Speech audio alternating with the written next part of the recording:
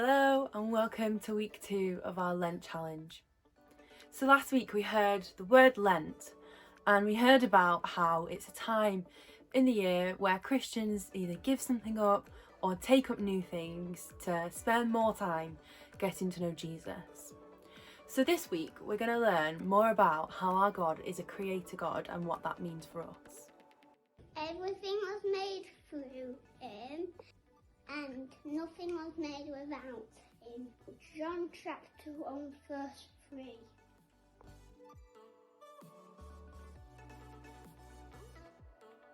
So in the Bible we hear about our God who created our whole world and everything that's in it. Just as Jacob has just told us, nothing in this world that's been made has been made without God, because God made everything.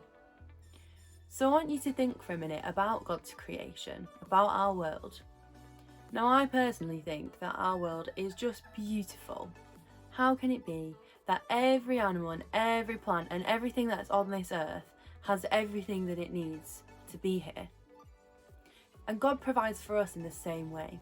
He gives us food, He gives us water, but also He gives us unconditional love.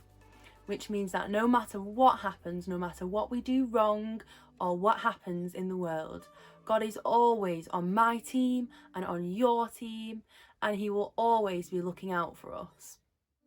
So for this week's challenge, I'd love you to have a think about what your favourite things in God's creation are.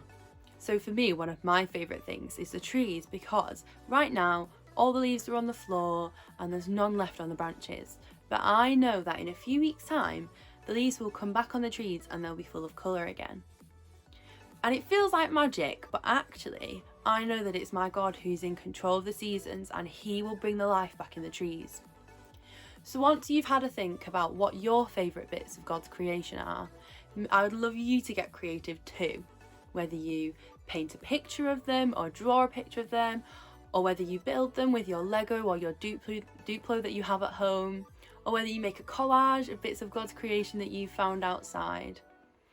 And as you create each of those things, wouldn't it be brilliant to thank God for each of them as you're creating them?